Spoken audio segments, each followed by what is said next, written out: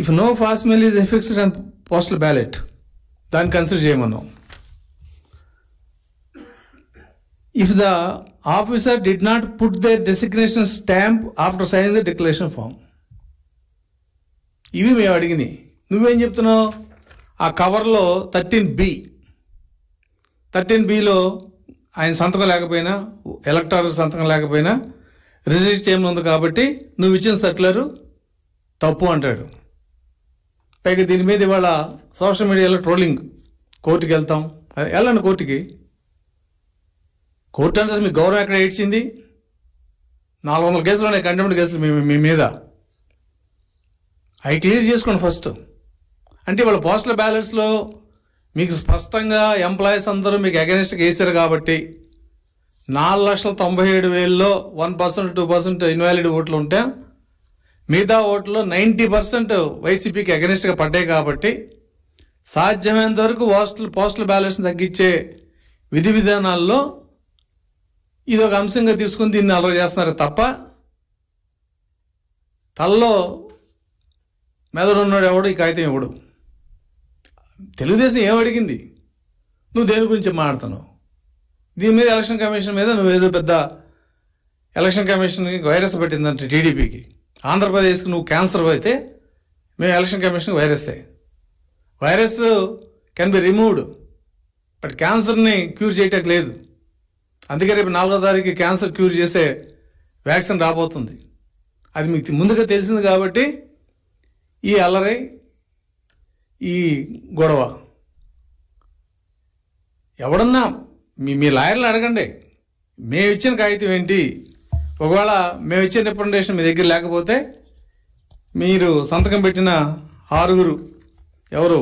Lella Appireddy, Merugu Nagarjuna, Perni Venkatarama Nani, Kishore Babu IRS officer, ఆయన చదవచ్చు కదా.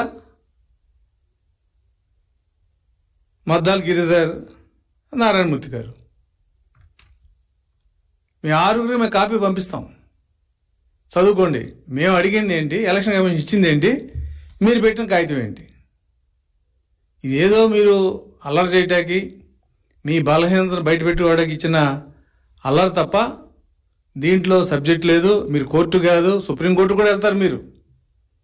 మీకు ఇష్టమైతే సుప్రీంకోర్టు కూడా వెళ్తారు. అక్కడ కూడా ముట్టికాయలు తిన్నా మీకు సిగ్గు లేదు. సిగ్గు లేని ప్రభుత్వం ఇది. బాధ్యత, సిగ్గు, నిజాయితీ, ఈ పదాలన్నీ ప్రభుత్వానికి దూరం. ఇది ఆఖరి వీక్ మీకు. This is last week off the YCP government.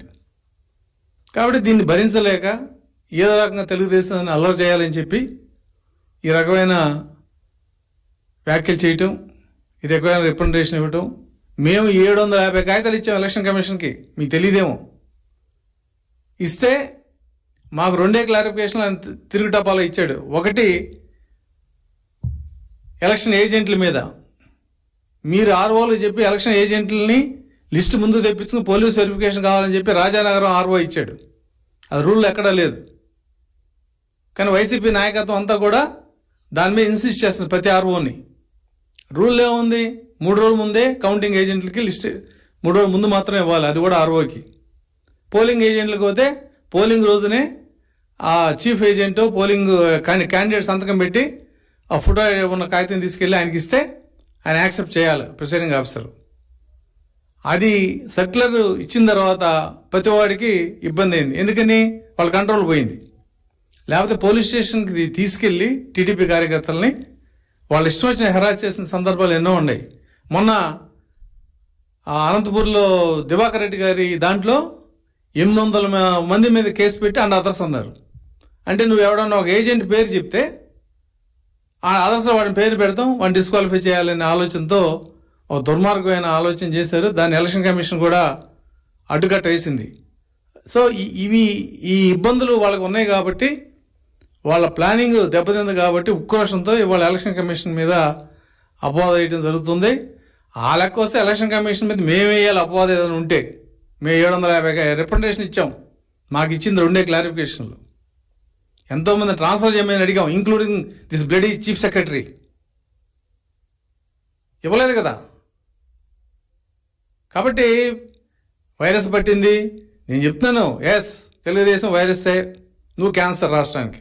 Mister Sajjala Ramakrishna Reddy, మళ్ళీ చెప్తున్నా, your party is like cancer to Andhra Pradesh which is going to be cured on 4th June. కాబట్టి మీరు ఎప్పుడన్నా కాగితాలు ఇచ్చేటప్పుడు లేదా తెలుగుదేశం పార్టీలో వ్యవస్థ ఎలా ఉంటుందో మీకు తెలియదు. మీరు 6 పెట్టారు సంతకం, తప్పని అన్నాం, మేము ఒకడమే పెడతాం. కానీ ఇటువంటి కాగితాలు బయటకు వెళ్ళాలంటే దీనికి ఎంత ఎక్సర్సైజ్ జరుగుద్ది.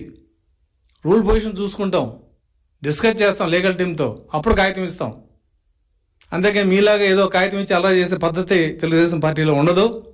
ఇక నుంచి అయినా సరే మీరు ఈ పార్టీ మీద ఏదన్నా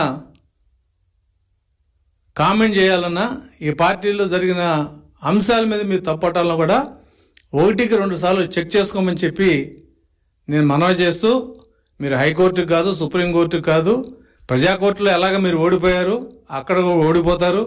కాబట్టి ఓటమి అనేది ఇక మీకు భవిష్యత్తు, ఆ భవిష్యత్తు గుర్తు పెట్టుకుని ఇప్పటికైనా కనీసం ఈ వారం రోజులైనా సక్రమంగా ఉండాలని చెప్పి మా మిత్రులకు సలహా ఇస్తూ, తెలుగుదేశం పార్టీ అనేది చాలా స్పష్టంగా చట్ట ప్రకారం వెళ్తుందనే విషయం మాకు ఆ నమ్మకం మాకు ఉంది. కాబట్టి మేము ఇచ్చే కాగితాల మీద కూడా మాకు ఆ విధానం ఎప్పుడు చూసే మేము చేసుకుంటాం.